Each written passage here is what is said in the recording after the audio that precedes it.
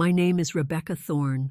I'm 35 years old, and in my family, I've always been the black sheep. Hidden beneath my simple clothes and unassuming manner is a truth so profound it would make my status-obsessed relatives gasp.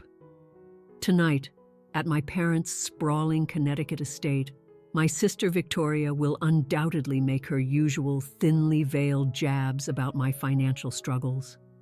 What she doesn't know is that tomorrow, my face will be on the cover of Business Weekly magazine, and their loyal butler already has an early copy ready to be served. If you want to witness how I finally turned the tables on my toxic family after years of their disdain, tell me where you're watching from in the comments. Hit that like button and subscribe for more tales of karma being served ice cold.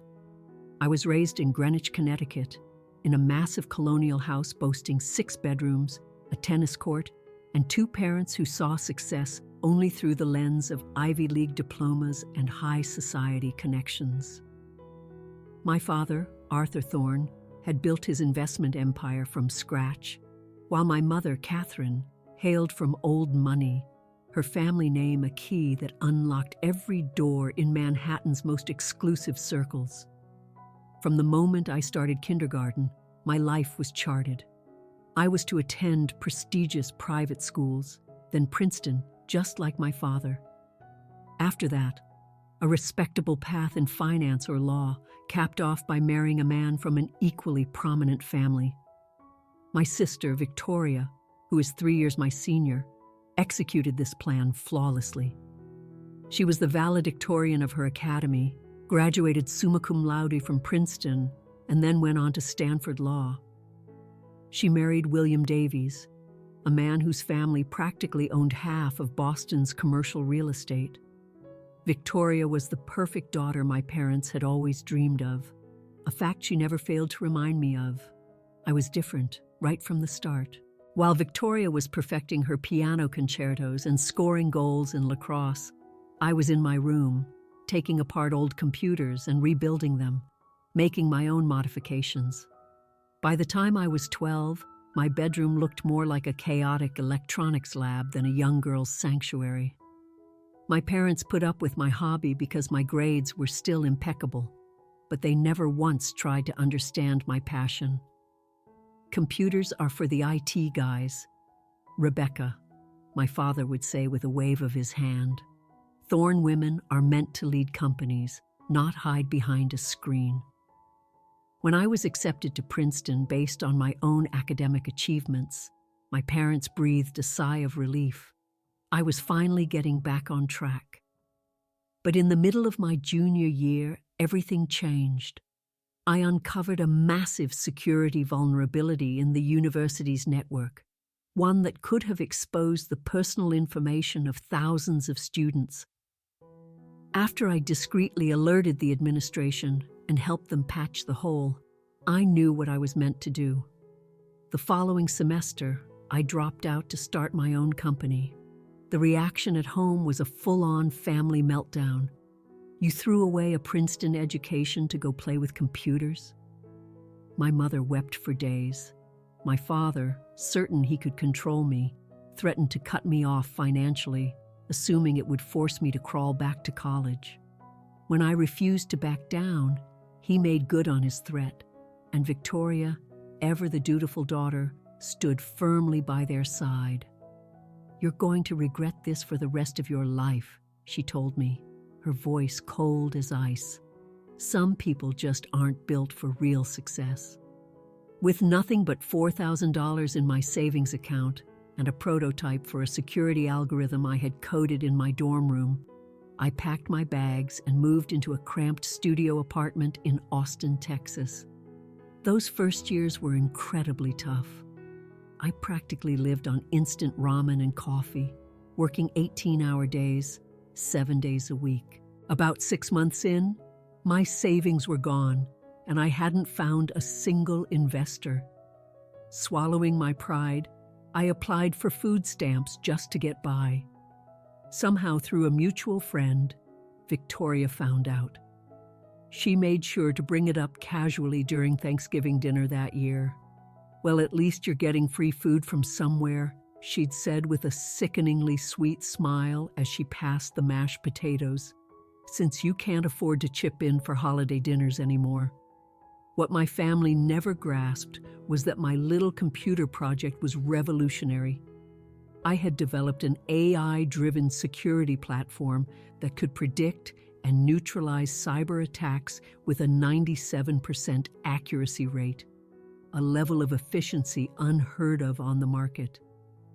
But investors were wary of a young woman who had dropped out of college and had zero connections. After that soul-crushing Thanksgiving, I made 2 vows that would define the next decade of my life. First, I would succeed entirely on my own, without a dime of family money or a single connection from their world. And second, when my company finally took off, I would remain completely anonymous as its founder and CEO.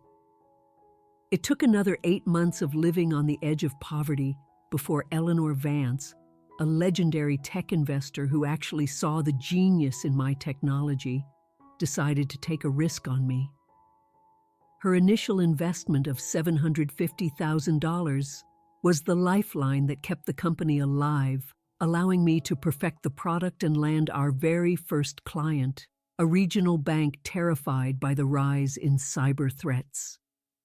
As my company, Aegis Dynamics, started acquiring more clients, I made sure my identity was a closely guarded secret. Officially, I was just Rebecca Thorne, the Director of Product Development.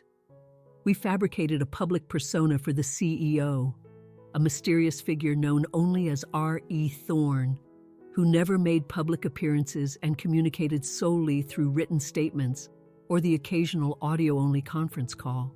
Those calls were, of course, me using a subtle voice modulator.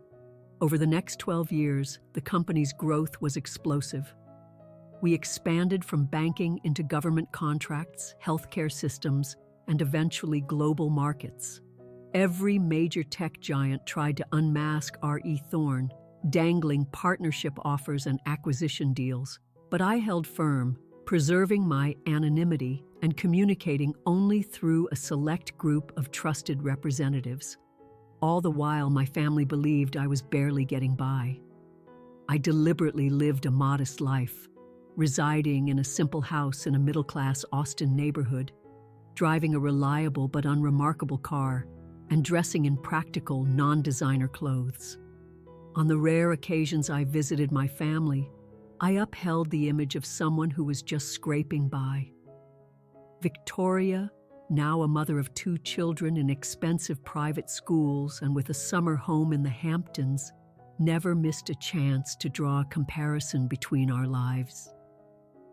My parents, though less overtly cruel, showed their disappointment in quieter ways, through pointed inquiries about my retirement plan or offers of financial assistance that were really just thinly veiled reminders of my supposed failure.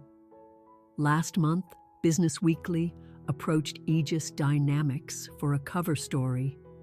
After more than a decade of meteoric success, and with the company now valued at over $12 billion, my board argued it was time for the enigmatic founder to step into the light. After a lot of thought, I agreed. The article would coincide with the launch of a groundbreaking personal cybersecurity product designed to shield individual users from even the most sophisticated online scams and identity theft attempts. The interview was conducted at our Austin headquarters, with a professional photo shoot set against the backdrop of our bustling development labs. I spoke candidly about my journey, the innovations we had pioneered, and the reasons for my long-held anonymity. In the tech world, especially as a woman, being underestimated can be your greatest weapon, I explained. It forced the work to speak for itself. The magazine was scheduled to be released tomorrow. The headline, "Meet Tech's Phantom Billionaire, My Personal Net Worth, estimated conservatively at $3.8 billion, would become public knowledge." My family was about to learn the truth about their failed daughter. And, by a twist of fate, tonight was my parents' 45th wedding anniversary dinner. The phone call from my publicist came just as I was getting ready for the party. "Rebecca, there's a change of plans. The Business Weekly issue is being distributed early. Some subscribers are already getting their copies today instead of tomorrow." My heart started hammering against my ribs. "What about my parents' area?" "Greenwich?" I asked. "Greenwich should still get deliveries tomorrow morning as scheduled," she confirmed. "But online access to the digital version goes live at midnight tonight." I glanced at my watch. It was 6:30 p.m. The dinner was at 7. Technically, I could still go to the anniversary party and be long gone before anyone saw the article online. But a small, defiant part of me wanted to be there. I wanted a front row seat. 12 years of being looked down on, of being judged and pitied, deserved to witness the moment the truth came out. "Thanks for the heads up," I told my publicist. "I have to run. Family dinner." She knew the whole backstory and laughed. "Good luck. Call me when the fireworks are over." I hung up and stared into my closet, suddenly questioning my outfit. A part of me was tempted to show up in a designer dress for once, just to give them a little hint of what was coming. But the wiser part, the part that had played this long game, knew that the real impact would come from maintaining the charade until the very last second. I chose a simple black blouse, dark jeans, and my usual comfortable flats. I put on minimal makeup and pulled my hair back into a no-nonsense ponytail. Looking in the mirror, I saw exactly the person my family expected to see. Modest, unassuming Rebecca, the one who never quite managed to measure up. It was perfect. The drive from my hotel to my parents' estate was only 20 minutes. I could have easily afforded a suite at a 5-star hotel, but old habits die hard, and keeping up the struggling appearance had become second nature. As I drove up the long, winding private driveway, a flood of memories washed over me. Learning to ride a bike on this very pavement, the awkward summer parties where I never fit in with the other children, and the day I packed up my car to leave for Austin, my father watching from the front steps with a look of pure disapproval.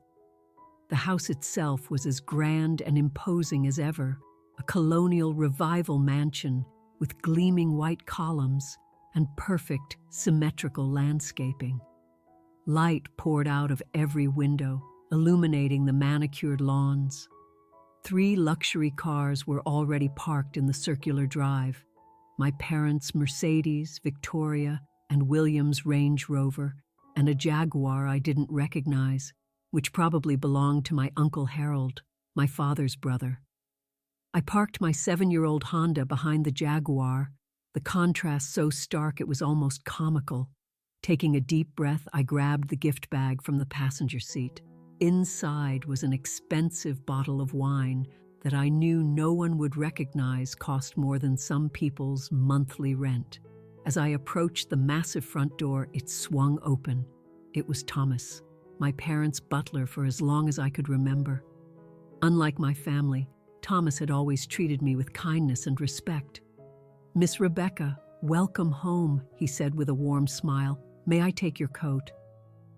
"Thank you, Thomas. It's good to see you. How have you been?" "Very well, thank you, miss. And you?"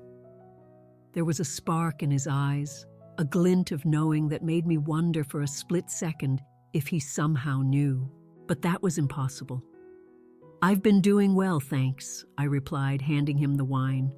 "A lovely selection, miss," he commented, his eyes scanning the label, with an appreciation that told me he knew its quality, despite the simple gift bag. "The family is in the main living room."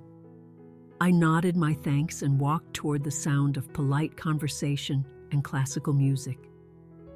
With every step, I could feel myself shrinking, slipping back into the role I had played for so long. The underachiever, the family disappointment, the cautionary tale. The voices grew clearer as I neared the living room. Victoria's laugh, sharp and perfectly controlled. My mother's softer, more measured tones. My father's booming baritone, accustomed to commanding attention. I paused at the doorway, taking in the scene. My mother, elegant at 68, in a tailored navy dress, was accepting compliments from a circle of friends. My father was deep in conversation with Uncle Harold by the fireplace, and there on the expensive leather sofa were Victoria and William, holding court like a royal couple, their perfect posture and coordinated outfits looking like a spread from a lifestyle magazine. My cousin Melissa was the first to see me. "Rebecca, you made it." Her loud, cheerful greeting made every head in the room turn in my direction. The atmosphere shifted instantly. My mother's smile tightened just a fraction. My father's expression stayed neutral, but I saw his shoulders tense up. Victoria's eyes did a quick, dismissive scan of my outfit, a tiny smirk confirming she found it appropriately unimpressive. "Darling, you came," my mother said, gliding across the room to give me 2 air kisses near my cheeks. "We weren't sure if you could get away from work." The irony was so thick I almost choked on it. If she only knew that getting away from work meant rescheduling calls with global tech leaders and delegating decisions on 9-figure contracts. "I wouldn't have missed it," I said, and I meant it. Despite it all, they were still my parents. "Rebecca," my father acknowledged with a curt nod from across the room. "Glad you could make it." Victoria came over, William a step behind her. "Little sister," she said, giving me a stiff, brief hug. "That top is holding up well. Isn't that what you wore to Christmas 2 years ago?" And just like that, it started.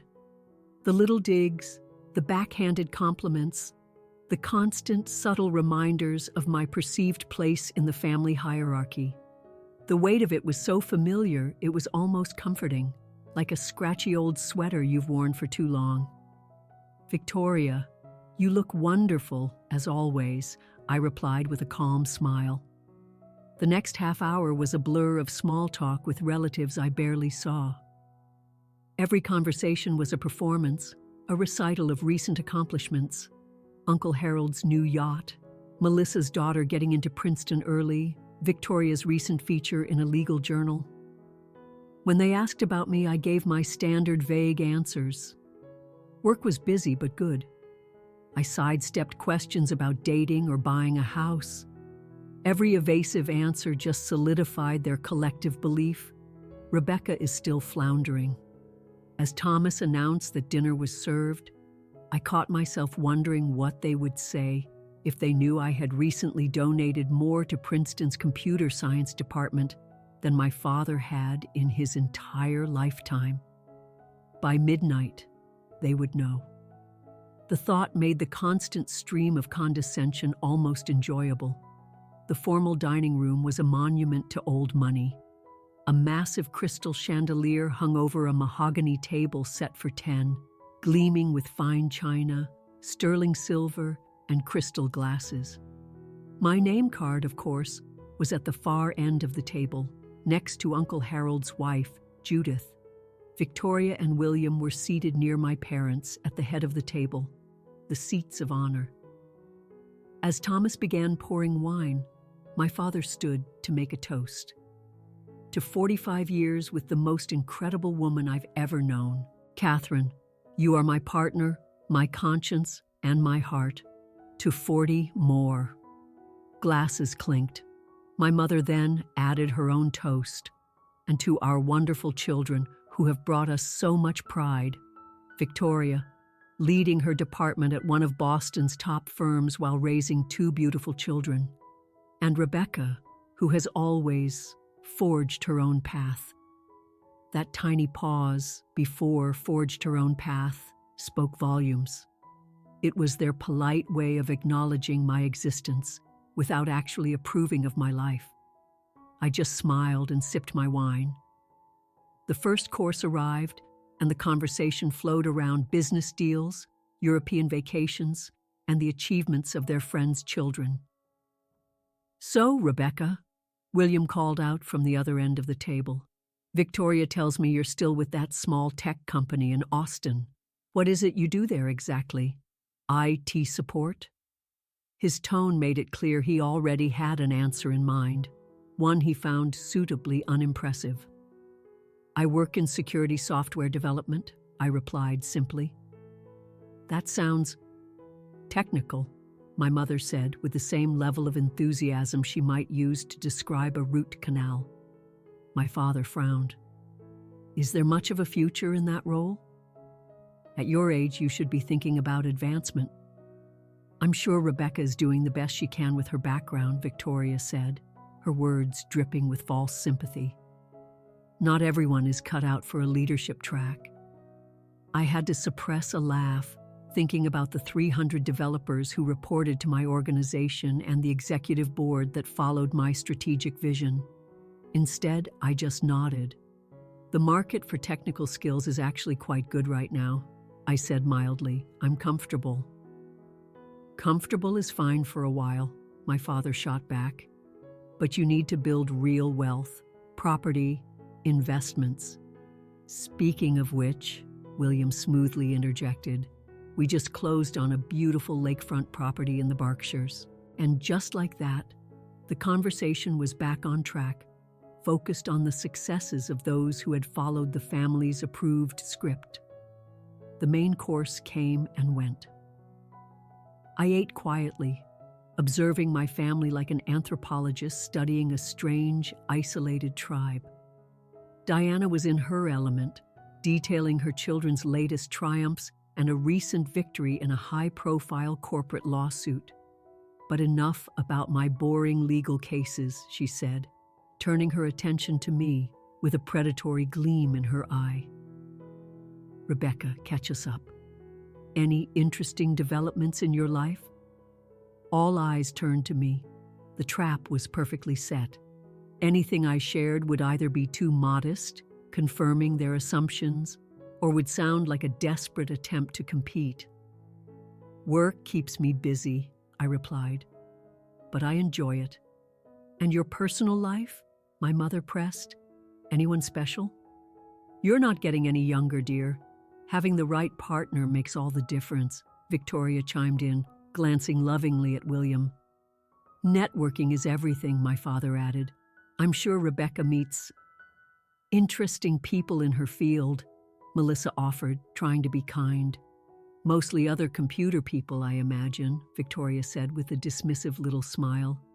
Finally, dessert was served, a decadent chocolate lava cake. "Bradford and I are considering setting up trust funds for the children," Victoria announced. "A wise decision," my father nodded. "We started yours and Rebecca's when you were born, though of course Rebecca accessed hers early for— what was it, dear? That little computer venture that didn't pan out?" It was a deliberate jab. I had never touched my trust fund. Actually, I never used the trust fund. I corrected him calmly. I wanted to build something on my own. Victoria let out a light, condescending laugh. "Yes, your famous independence.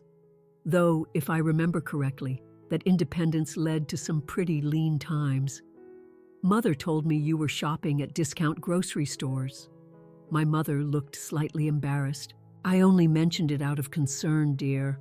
"I remember those days," Victoria plowed on, clearly enjoying herself. "Wasn't there a time you were actually on public assistance? Food stamps, was it?" The table fell silent for a moment. Even for this family, that was a low blow. "Diana," my mother murmured weakly. "What?" "I'm not judging," Victoria said, feigning innocence. "I just think it's important to acknowledge that some choices have consequences. My charity work has shown me how fast things can go downhill without proper planning." "The statistics on failed startups are quite sobering," William added, backing her up. "Over 90% fail in the first 5 years, which is why we always stressed making prudent choices," my father said, looking directly at me. I took a slow sip of water. For years, I had let these comments slide, but now the end was just hours away. I wanted them to go all in, to fully commit to their narrative before it all came crashing down around them. I learned a lot during those difficult times, I said carefully. I'm sure you did, Victoria replied, her voice dripping with pity. And yet, here we are, 12 years later? Still in the same job, still renting, still driving that same old car. Are you still using food stamps? She asked, a cruel little laugh escaping her lips. Because if things are still that tight, we could help. William knows several companies that need administrative staff. The room went utterly still. The silence was deafening. My father suddenly became fascinated by his wine glass. My mother was fidgeting with her napkin. I thought about all the nights I'd slept on a mattress on my office floor, all the investors who'd laughed me out of their offices, and all the early employees who'd believed in me when we could barely make payroll. And in that moment, I felt a profound sense of calm. Their judgment had no power over me anymore. Before I could respond to Victoria's cruel question, Thomas appeared in the doorway, his posture unusually formal. "Excuse the interruption," he announced, his voice carrying across the silent room. "A special delivery has arrived for Miss Rebecca." Every head snapped toward him, then to me. I hadn't ordered anything. I was genuinely confused. Thomas stepped aside, and another staff member walked in, holding a magazine with the cover facing away from the table. "It was marked urgent," Thomas explained, his expression unreadable. "The courier insisted it be delivered to you immediately." As the server approached my seat, he turned the magazine around. The cover of Business Weekly was now visible to everyone. There was my professional headshot staring back at them, and beneath it, the bold headline, "Meet Tech's Phantom Billionaire." The silence that followed was absolute, a thick, heavy blanket smothering the room. I took the magazine with a steady hand, thanking the server as if receiving an early copy of a magazine featuring me as a billionaire CEO was a perfectly normal occurrence. When I looked up, I saw a gallery of stunned faces, each one frozen in its own unique expression of shock. My father, who had been mid-sip, was motionless, his wine glass still raised, his face turning a deep shade of red.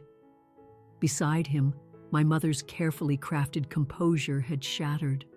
Her mouth was slightly ajar, her eyes wide with disbelief. But Victoria had the most dramatic reaction of all. The color had drained completely from her face, leaving her a ghostly white. Her eyes darted from the magazine cover to my face and back again, as if her brain was refusing to process the information. William just looked utterly bewildered. It was Uncle Harold who finally broke the spell with a sudden, startled laugh. "Good heavens, is that real?" I placed the magazine flat on the table for everyone to see. "It appears the publication date was moved up," I said calmly.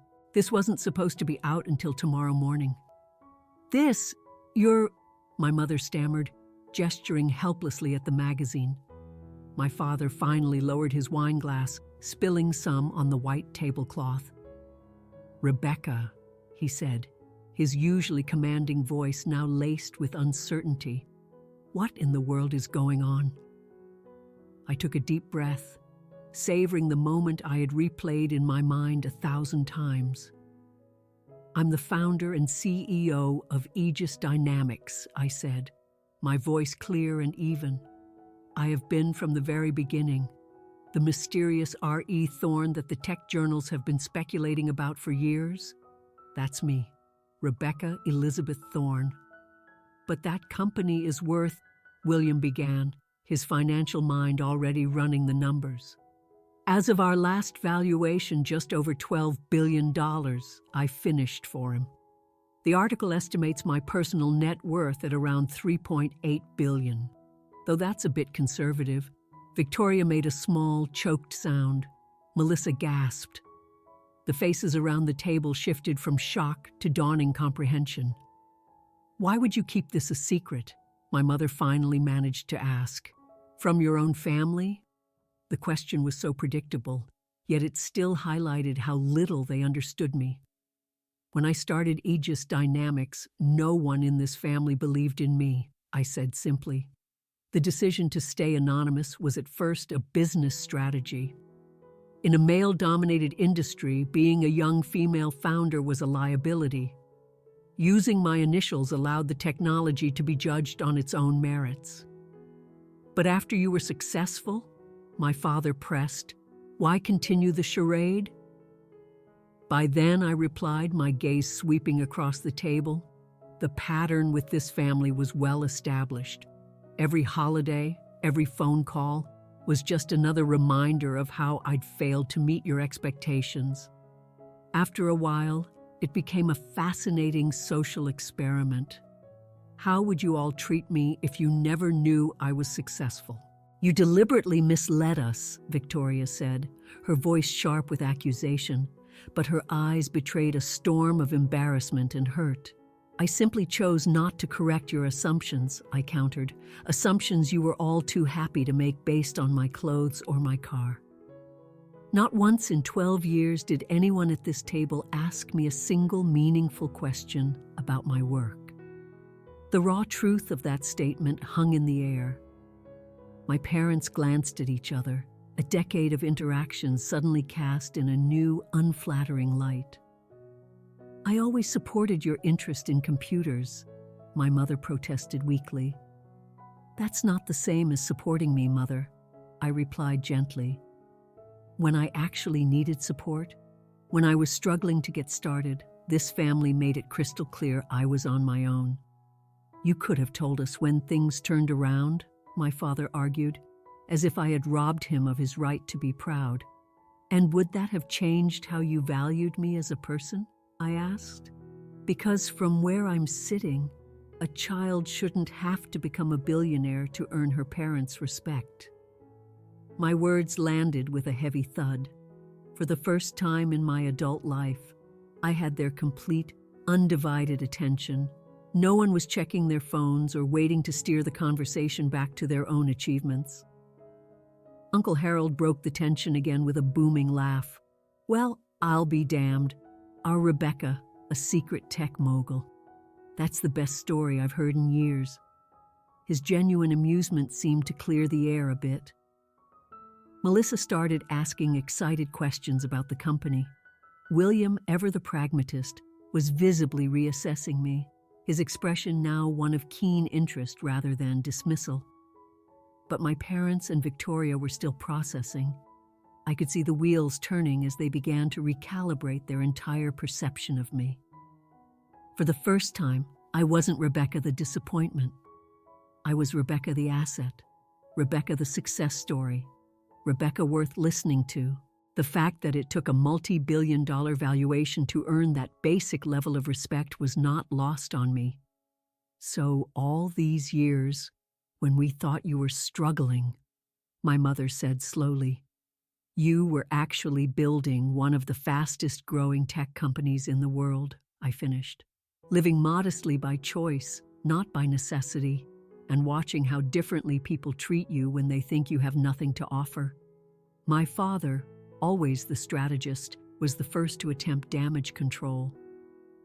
"Well, this is certainly wonderful news," he said, raising his glass.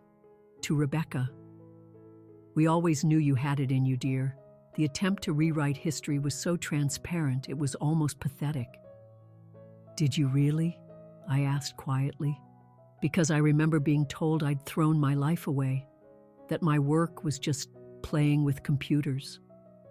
My father lowered his glass. "Perhaps we were wrong about some things," my mother conceded.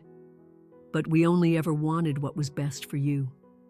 "You wanted what you thought was best," I corrected, based on a very narrow definition of success. Victoria finally spoke again, her voice tight. "I suppose you enjoyed this then? Watching us underestimate you all these years, it's quite an elaborate deception." There it was. the attempt to paint me as the villain. But before I could respond, an unlikely voice spoke up.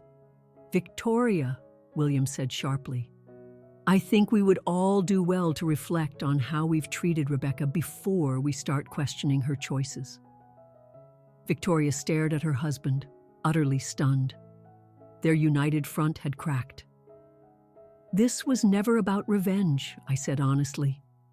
"At first, I kept my success private because I didn't want it to change how people treated me.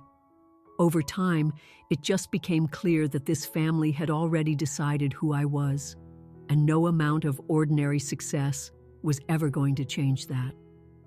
"So you waited until you were on the cover of Business Weekly?" Diana shot back. "I agreed to the interview because it was time for the company," I explained. "The timing with tonight's dinner was a coincidence, though I admit there's a certain poetic justice to it." As the initial shock wore off, they began to pivot. My father started talking about managing the publicity. Diana suggested her media contacts. They were already trying to attach themselves to my success, to retroactively claim a role in my story. "I always believed in your intelligence, Rebecca," Victoria said, her tone suddenly warm. "Remember how I used to help you with your science projects?" The blatant revisionism was breathtaking. "Strange," I replied. "I remember you telling me computers were for people who couldn't handle real human interaction. Thanksgiving, 2019, I believe." She flushed. "Well, that's what sisters do. We push each other. Is that what you were doing with the food stamps comment tonight? Pushing me?" An uncomfortable silence fell. "From where I sit," I said, my voice softening slightly, "nothing about me has actually changed tonight. I'm the same person I was when I walked in here. The only thing that's different is your perception of my value." As the evening wound down, my mother approached me, a look of genuine hurt on her face. "I just don't understand why you felt you couldn't tell us," she said. "We're your parents." "I think we have very different definitions of happiness," I told her. "You wanted me to follow a path that would make you proud in your social circle. I needed to build something that was meaningful to me, on my own terms." "And you didn't think we'd be proud of this?" my father asked, gesturing at the magazine. "Would you have supported me on the way here?" I countered. "When I was living on instant ramen and working 20-hour days? Or would you have pressured me to give up and take a safe corporate job?" His silence was all the answer I needed. As I got ready to leave, Diana pulled me aside. "I owe you an apology," she said quietly. "Some of my comments over the years, they were unkind." It was the closest to a real apology I'd ever received from her. "Thank you for saying that," I replied. "I'd like a better relationship," I said honestly, "but it has to be based on who we really are, not on appearances." As I walked to my old Honda, I wondered if true understanding was even possible, or if we were destined to be separated by our values, regardless of my bank account. The revelation had been satisfying, but the real work was just beginning. 3 months after that dramatic dinner, I sat in a conference room overlooking the Austin skyline, finalizing the launch of the Aegis Foundation. Endowed with $200 million of my own money, the foundation would provide grants and mentorship to promising tech entrepreneurs from underrepresented backgrounds, people who, like me, had faced long odds. My relationship with my family had shifted. My father now discussed business strategy with me, my mother asked about my work, and even Victoria occasionally texted for my opinion on a tech startup. The change was real, but I knew it was fragile, built on the foundation of my success. That night, I drove my same old car to a community center to mentor a group of young coders. The journey from food stamps to the cover of Business Weekly had taught me that true wealth isn't about what's in your bank account, but about the impact you have. Have you ever had a moment where people who underestimated you finally saw your true worth? Or maybe you've been on the other side, realizing you misjudged someone. Share your story in the comments. Sometimes the best revenge is proving to yourself that other people's opinions don't define you. If the story resonated with you, please like, subscribe, and share it. Thank you for listening, and remember, the greatest success is living life on your own authentic terms.